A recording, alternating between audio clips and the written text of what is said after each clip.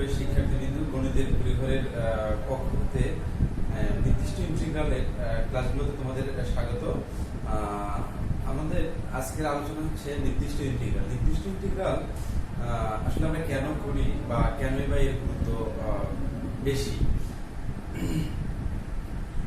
আমরা দেখো কোনো ক্ষেত্রের ক্ষেত্রফল, আসলে কোনো ক্ষেত্র বলতে চতুর্ভুজ ক্ষেত্র, ত্রিভুজ ক্ষেত্র, সব ধরনের ক্ষেত্রফলের আমাদের সূত্র আছে, কিন্তু কার্ভ লাইন দিয়ে গঠিত কোনো ত্রিভুজ আমরা কখনো দেখিনি বা কোনো চতুর্ভুজ কখনো আমরা দেখিনি। এই নির্দিষ্ট ইন্টিগ্রালের মূল আলোচনাটা হচ্ছে কার্ভ লাইন, অর্থাৎ হচ্ছে কোনো একটা ক্ষেত্র থাকবে যার একটা বাহু কার্ভ লাইন থাকবে। কার্ভ লাইনটা যে কোনো ধরনের হতে পারে। এটাই হচ্ছে আমাদের নির্দিষ্ট ইন্টিগ্রালের উদ্দেশ্য। তো আমি একটু দেখাচ্ছি আসলে কি ধরনের। যেমন আমরা যদি একটা ত্রিভুজ আঁক করি, এই ধরনের আমি একটা ত্রিভুজ দিচ্ছি। ত্রিভুজটার অর্থ হচ্ছে যে এটা যদি সমবাহু ত্রিভুজ হয়, সমবাহু ত্রিভুজের ক্ষেত্রফলের আমাদের সূত্র আছে। এই সূত্রটা এই ত্রিভুজের ক্ষেত্রফল আমরা বের করতে পারি। এবার যদি সমদ্বিবাহু ত্রিভুজ হয়, তাহলে এই সমদ্বিবাহু ত্রিভুজের ক্ষেত্রফলের সূত্র আছে, এটা থেকে আমরা এটার ক্ষেত্রফল বের করতে পারি। সিমিলার উপায়ে যদি একটা বর্গ হয়, বর্গ নির্ণয়ের সূত্র আছে, বর্গের ক্ষেত্রফল নির্ণয়ের সূত্র আছে। আমরা এই সূত্র দিয়ে এর ক্ষেত্রফল বের করতে পারি। কিন্তু আমরা এর আগে কখনো দেখি নাই। আমরা যে আলোচনাগুলো করেছি এর আগে ক্লাস 9, 10 ইউক্লিডিয়ান জ্যামিতিতে যেটা শিখে আসছি, সেটা হচ্ছে যে কোনো ধরনের ত্রিভুজ, বর্গ, এদের ক্ষেত্রফল আমরা সূত্রের মাধ্যমে বের করতে পারি। যদি একটা চতুর্ভুজ ধরে নিচ্ছি, এই চতুর্ভুজের একটা বাহু যদি বক্ররেখা হয়, তার ক্ষেত্রফল আমরা কিন্তু প্রচলিত নিয়মে করতে পারি না। বা তোমার হচ্ছে একটা সামান্তরিক আছে, সামান্তরিক ক্ষেত্র আছে, এর একটা বাহু যদি আমাদের বক্ররেখা হয়, তাহলে কিন্তু আমরা এর ক্ষেত্রফল নির্ণয় করতে পারি না। আর এর ক্ষেত্রফল নির্ণয় করার সঠিক উদ্দেশ্য, সঠিক পদ্ধতি আমরা এখানে ইন্টিগ্রালের উদ্দেশ্য আর কি। অর্থাৎ হচ্ছে কোনো একটা চতুর্ভুজ এর একটা বাহু যদি কার্ভ লাইন হয়, তাহলে ওই চতুর্ভুজের ক্ষেত্রফল আমরা নির্ণয় করব ইন্টিগ্রালের সাহায্যে। অর্থাৎ ইন্টিগ্রালের মূল উদ্দেশ্যই হচ্ছে একটা কার্ভ লাইন থাকবে, কোন চতুর্ভুজের একটা কার্ভ লাইন থাকবে, দেন ওই চতুর্ভুজের ক্ষেত্রফল নির্ণয় করব আমরা ইন্টিগ্রেশনের সাহায্যে। আমরা একটু কথা না বলে ক্যালকুলেশনে চলে আসি। দেখো ইন্টিগ্রেশনের প্রথম যে বিষয়টা, বেসিক বিষয়টা, সেটা হচ্ছে আমাদের এখানে a থাকবে, এখানে b থাকবে। অর্থাৎ এটাকে হচ্ছে লোয়ার লিমিট বলা হবে, এটা আপার লিমিট বলা হবে আমাদের এখানে। তো এখানে যদি একটা ফাংশন f অফ x হয়, dx, এখানে একটা ফাংশন, এটা আসলে বাস্তব রূপটা কেমন আমরা এটা দেখার চেষ্টা করব আর কি। a টু b একটা integration, a to b f of x একটা ফাংশন যার লিমিট হচ্ছে a থেকে b। এর বিষয়টা হচ্ছে এই ধরনের, যদি এই ফাংশনটা, রেখাটা যদি এই ধরনের হয়, আমাদের ধরে নিচ্ছি এটা হচ্ছে আমাদের f of x function, f of x ফাংশনটা। এখন এই f অফ x ফাংশনটা দেখো, আমি যদি এখানে একটা চতুর্ভুজ ক্ষেত্র দিই, স্থানাঙ্ক ব্যবস্থা অঙ্কন করি, তাহলে এইটা হচ্ছে আমাদের কিসের মান? এইটা হচ্ছে আমাদের x এর মান। অর্থাৎ এটা বোঝাচ্ছে হচ্ছে x a, এর অর্থটা হচ্ছে এটা। অর্থাৎ এইখানে যে চলকটা থাকবে, এই চলকের মান হবে x a, এবং x হবে এখানে b। তার মানে হচ্ছে যে এখানে আমরা দুইটা স্ট্রেট লাইন পাচ্ছি, একটা x সামথিং আর একটা x সামথিং। অর্থাৎ দুইটা স্ট্রেট লাইন পাচ্ছি, দুটো হচ্ছে x সামথিং। এই x টা মূলত এটাকে নির্দেশ করে, এই x টাকে নির্দেশ করে। অর্থাৎ এখানে যদি z দাও, তাহলে এখানেও z হবে, এখানেও z হবে আমাদের। তাহলে x সামথিং বলতে আসলে আমরা কোনটা বুঝি? যদি তোমাকে বলা হয় x সামথিং একটা গ্রাফ আঁক করো, তাহলে তুমি নিঃসন্দেহে বলবে যে ভাইয়া আসলে x সামথিং হবে y অক্ষের সমান্তরাল সরলরেখা এবং x অক্ষের ধনাত্মক দিকে। তাহলে y অক্ষের সমান্তরাল সরলরেখা, x অক্ষের ধনাত্মক দিকে, x অক্ষের ধনাত্মক দিকে কি পরিমাণ যাবে? a পরিমাণ যাবে। যদি আমি x অক্ষের ধনাত্মক দিকে a পরিমাণ নেই, এখানে যদি একটা গ্রাফ স্ট্রেট লাইন আর্ট করি, কারণ এখানে x এর ঘাত 1 হলে এটা স্ট্রেট লাইন হবে বলতো। আচ্ছা, তাহলে এই রেখাটা পাচ্ছি x a পাচ্ছি।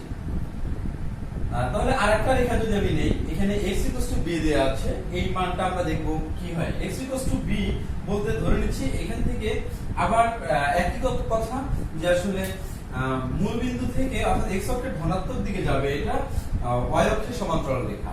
তার মানে হচ্ছে b যদি আমাদের হচ্ছে এই পয়েন্টটা হয়, b যদি এই পয়েন্টটা হয়, তাহলে এদিক দিয়ে আমি একটা রেখা দিচ্ছি, এইটা হচ্ছে আমাদের x b। দেখো এখন যে গ্রাফটা পাচ্ছি, বক্সটা পাচ্ছি, আমরা যে চতুর্ভুজটা পাচ্ছি এই ধরনের, এই যে চতুর্ভুজটা পাচ্ছি, এইটা হচ্ছে একটা নির্দিষ্ট চতুর্ভুজ। এই চতুর্ভুজের ক্ষেত্রফল নির্ণয় করতে হবে। তাহলে এই ইন্টিগ্রালের বাস্তবিক অর্থ যেটা, সেটা হচ্ছে এই যে একটা চতুর্ভুজ, দাগাঙ্কিত একটা চতুর্ভুজ আমি লিখছি, এই চতুর্ভুজের ক্ষেত্রফল বের করার উদ্দেশ্যই হচ্ছে এই ইন্টিগ্রেশনের মূল উদ্দেশ্য। এখন এটার ক্ষেত্রফল আমরা কিভাবে বের করব? দেখো এখানে একটা চতুর্ভুজ পাইছি, 1 2 3, তিনটা রেখা এবং একটা কার্ভ লাইন। এখন দেখো এটার ক্ষেত্রফল আমরা কিভাবে বের করব? এটা যদি তুমি নরমালি ক্যালকুলেশন করতে চাও, একটু জটিল প্রসেস। এখন এটা যদি আমি নরমালি ইন্টিগ্রেশন করি আপার লিমিট মাইনাস লোয়ার লিমিট বসাই দিই, তাহলে এর ক্ষেত্রফলটা ইজিলি চলে আসবে। অর্থাৎ কোনো না কোনো উদ্দেশ্য নিয়েই আসলে কোনো না কোনো ম্যাথস গঠিত। এখানে যেমন নির্দিষ্ট ইন্টিগ্রাল, এর উদ্দেশ্যটাই হচ্ছে একটা বক্সে একটা তোমার চতুর্ভুজ থাকবে, যার একটা বাহু, অ্যাট লিস্ট একটা বাহু হবে আমাদের হচ্ছে কার্ভ লাইন। এটার ক্ষেত্রফল কত সহজে বের করা যায় সেটা আসলে ইন্টিগ্রেশনে বলে দিতে পারি। এখন দেখো এটা যদি আমি বাস্তবে যাই, বাস্তবের বিষয়টা আসলে কি ধরনের হয়? বাস্তব বিষয়টা হচ্ছে এখানে দেখো এই যে কার্ভ লাইনটা আছে, এই কার্ভ লাইনটাকে আমরা অনেকগুলো অংশে ভাগ করব, ক্ষুদ্র ক্ষুদ্র অংশে ভাগ করব। কেন ভাগ করব? এখানে ভাগ করার উদ্দেশ্য হচ্ছে কার্ভ লাইন দিয়ে আমরা ক্ষেত্রফল বের করতে পারি না বাস্তবে। বাস্তব বিষয়টা হচ্ছে এই কার্ভ লাইনটাকে এত ক্ষুদ্র ক্ষুদ্র অংশে ভাগ করব, ভাগ করলে দেখো এখানে আমি এত ক্ষুদ্র অংশে এখানে যদি ভাগ করলে এই কার্ভ লাইনটা যে পয়েন্টে আমি ভাগ করব, ওই পয়েন্টে একটা আমাদের হচ্ছে স্ট্রেট লাইন উৎপন্ন হবে। অর্থাৎ এখানে যদি একটা স্ট্রেট লাইন উৎপন্ন হয়, ধরে নিচ্ছি এইটুকু, অর্থাৎ আমি যেটুকুকে এখানে বোর্ডে দেখাচ্ছি, ভাগ করে নিচ্ছি, তার চেয়ে ক্ষুদ্রতর থেকে ক্ষুদ্রতর এত ছোট অংশ নিয়ে এখানে কাজ করতেছি। অর্থাৎ এই ধরনের যদি আমি দিই, দেখো এখানে আমি একটা চতুর্ভুজ পাচ্ছি, তার মানে হচ্ছে এটা হলো স্ট্রেট লাইন, এইটা হচ্ছে স্ট্রেট লাইন, এইটা হচ্ছে স্ট্রেট লাইন, আর এইটা হচ্ছে স্ট্রেট লাইন। এখন কথা হচ্ছে এইটা স্ট্রেট লাইন, মূল উদ্দেশ্যটাই হচ্ছে স্ট্রেট লাইন হওয়ার অর্থটা হচ্ছে আমরা এই কার্ভ লাইনকে এত ক্ষুদ্র ক্ষুদ্র অংশে ভাগ করতেছি, ভাগ করলে এই কার্ভ লাইনটা সরাসরি স্ট্রেট লাইন হবে। আবার এইখানে যদি আমি আসি, আবার একটা ছোট কার্ভ লাইন আমি ভাগ করে নিচ্ছি, এই পয়েন্টে ভাগ করে নিচ্ছি, নেওয়ার পর এখানে আরেকটা রেখা টানতেছি। অর্থাৎ দেখো এখানে একটা আয়তক্ষেত্র উৎপন্ন হয়েছে, এখানে একটা আয়তক্ষেত্র উৎপন্ন হয়েছে। এভাবে অসংখ্য আয়তক্ষেত্র উৎপন্ন হবে, এখানে অসংখ্য আয়তক্ষেত্র উৎপন্ন হবে। যদি আমি এভাবে দেই, এভাবে অসংখ্য আয়তক্ষেত্র উৎপন্ন হবে। এখন দেখো আয়তক্ষেত্র ক্ষেত্রফল তো আমরা বের করতে পারি। ধরে নিচ্ছি এটার আয়তক্ষেত্র ক্ষেত্রফল 2 একক, এটার ক্ষেত্রফল হচ্ছে 3 একক, আরেকটা ক্ষেত্রফল 5 একক, আরেকটা ক্ষেত্রফল 6 একক। এভাবে সবগুলো যোগ করলে যেটা হবে, যে ক্ষেত্রফলটা হবে, ওই ক্ষেত্রফলটাই আসলে আমাদের হচ্ছে integration a to b f of x dx। তার মানে আসলে ইভেন্চুয়ালি তোমাকে এখানে আয়তক্ষেত্র উৎপন্ন করতে হচ্ছে, বাস্তব ক্ষেত্রে আর কি। আয়তক্ষেত্র উৎপন্ন করার পর তাহলে প্রত্যেকটা ক্ষেত্রফল নির্ণয় করতে হচ্ছে আর কি। এই উদ্দেশ্যই মূলত হচ্ছে আমাদের নির্দিষ্ট ইন্টিগ্রাল।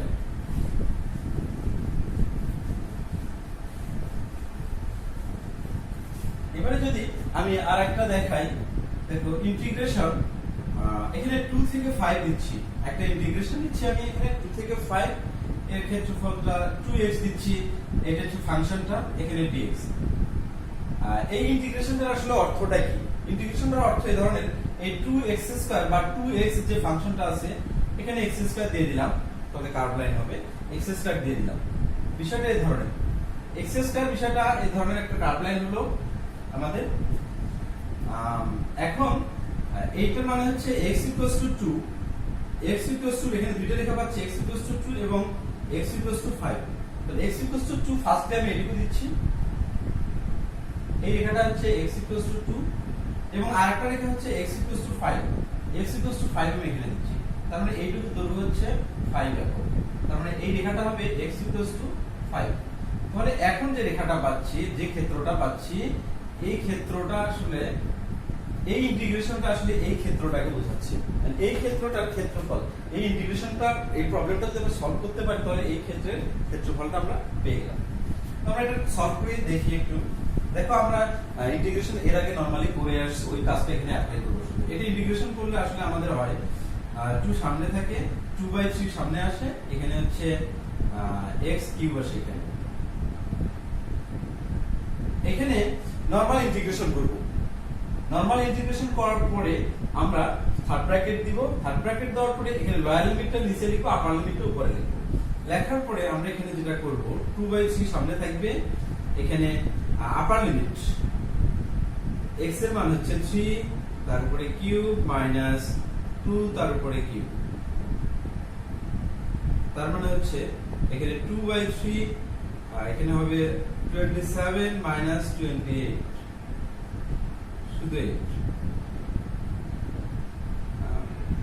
2/3 এখানে হবে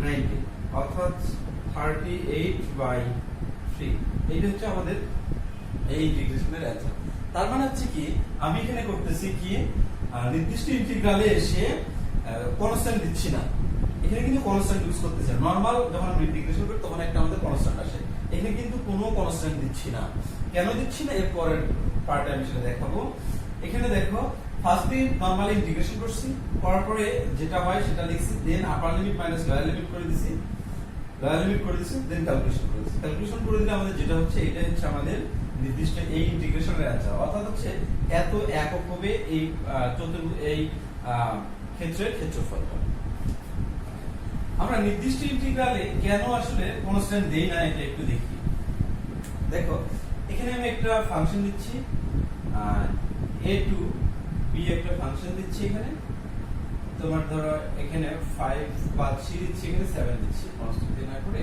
7 দিচ্ছি এখানে e to the power x dx আছে এইটার ইন্টিগ্রেশন করব দেখো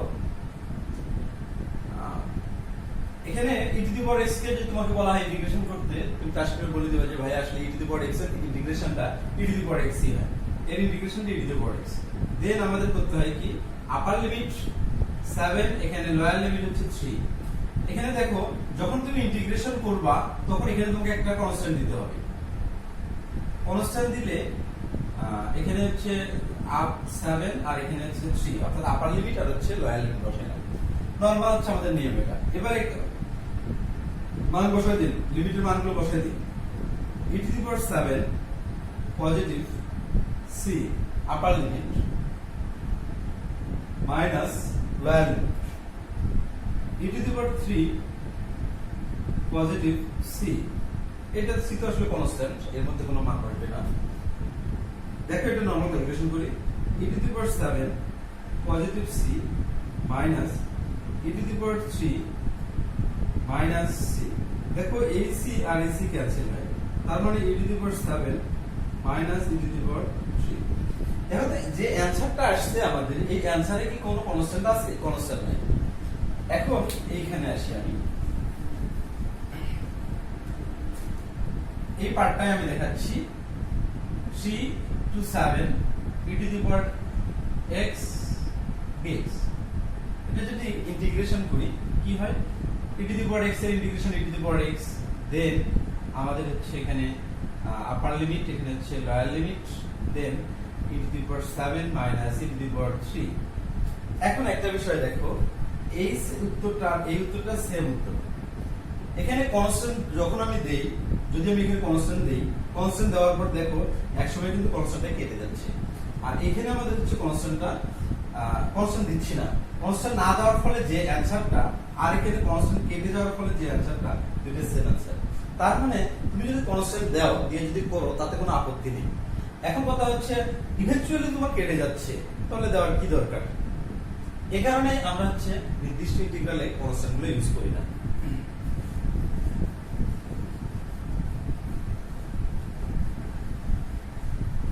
এবার দেখি নির্দিষ্ট ইন্টিগ্রালের কিছু ধর্ম। আমরা আগে বলছি যে ম্যাথমেটিক্সের ধর্মগুলো ইউজ করা হয় এই উদ্দেশ্যে যে জটিল জটিল অঙ্কগুলোকে ইজি করার জন্য ধর্মগুলো ইউজ করানো হয়। তো একটা ইন্টিগ্রালের একটা ধর্ম দেখি ফার্স্টলি। এখানে a টু b অর্থাৎ নির্দিষ্ট একটা ইন্টিগ্রাল আছে a থেকে b যার ফাংশনটা f অফ x dx। এইটা সমান সমান এখানে হবে a to b f of z dz। আমি এটা বুঝাচ্ছি এটা আসলে কেন লিখছি। দেখো এই যে ইন্টিগ্রেশন, এই যে গ্রাফটা, এই গ্রাফটার আমি ইন্টিগ্রেশন করব। কোন ব্যবধিতে করব? a থেকে b এই ব্যবধিতে করব, অর্থাৎ নির্দিষ্ট একটা ব্যবধি যে এইখান থেকে এইখান পর্যন্ত। এই ডিসটেন্সটা বোঝাবে হচ্ছে a আর b, অর্থাৎ ব্যবধিটা হচ্ছে ab। ab ব্যবধিতে f of x K integration করব। আবার একটা ফাংশন আছে ওইটাকেও এই ব্যবধিতে করব, অর্থাৎ সেম ব্যবধিতে করব। সেম ব্যবধিতে যদি তুমি দুইটা ফাংশনকে ইন্টিগ্রেশন করো তার মান সর্বদা একই হবে। এইটা দ্বারা আসলে আমরা এইটা বুঝাচ্ছি আর কি। এর অর্থ হচ্ছে এটা। এটা হচ্ছে আমাদের 1 নাম্বার ধর্ম। এবার ধর্ম 2 এ আসি আমরা।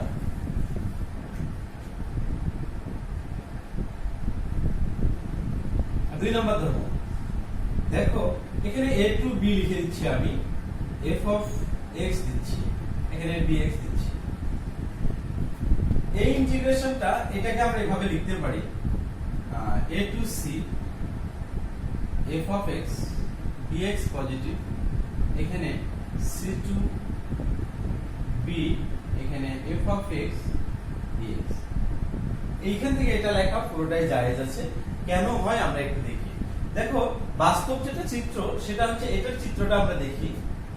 এখন এইটা এখানে হবে, এর কন্ডিশনটা হচ্ছে c টা অবশ্যই a অপেক্ষা বড় হতে হবে এবং b অপেক্ষা ছোট হতে হবে, অর্থাৎ এই কন্ডিশনটা মানতে হবে। এই কন্ডিশন না মানলে কিন্তু এই সূত্রটা হবে না। তো আমরা এখানে একটু দেখি কেন আসলে হয়। ফার্স্টে আমরা বাস্তব ক্ষেত্রে এটা দেখি।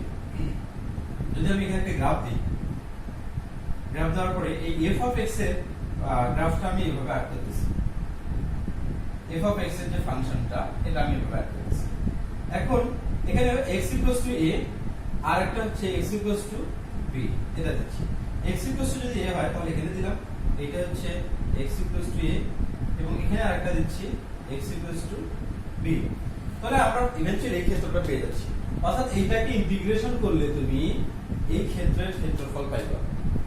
এখন এখানে ডান সাইডে আমি যেটা লিখছি সেটা হচ্ছে কি যে a থেকে b বা a এবং b এর মাঝের অবস্থান c হবে। তাহলে a এবং b এটা যদি a হয়, এটা যদি b হয়, তাহলে এর মাঝের একটা পয়েন্ট আমি c দিচ্ছি এখানে। তাহলে এদিক দিয়ে একটা আমি রেখা দিচ্ছি, এদিক দিয়ে একটা রেখা দেব। তারপরে দেখো এই ক্ষেত্রটা এখন দুইটা পার্ট হয়ে গেছে। একটা পার্ট এটা নির্দেশ করে আর একটা পার্ট এটা নির্দেশ করে, অর্থাৎ এই পার্টটা দ্বারা তোমার এই ক্ষেত্রের ক্ষেত্রফল বুঝাচ্ছে, আবার এই পার্টটা দ্বারা এই ক্ষেত্রের ক্ষেত্রফল বুঝাচ্ছে। অর্থাৎ তার মানে কি আমাদের এই দুটো এখানে যদি 2 হয়, এটা যদি 3 হয়, 3 আর দিয়ে 5 আর এটার মানটা হচ্ছে 5। তার মানে আমরা এখানে লিখতে পারি a to c, c to b আমরা লিখতে পারি। এটা আমাদের পুরোটাই জায়েজ। তো বন্ধুরা এই আজকের লেকচার এই পর্যন্ত। নেক্সট দিন পরের ধর্মগুলো ইনশাআল্লাহ আলোচনা করব।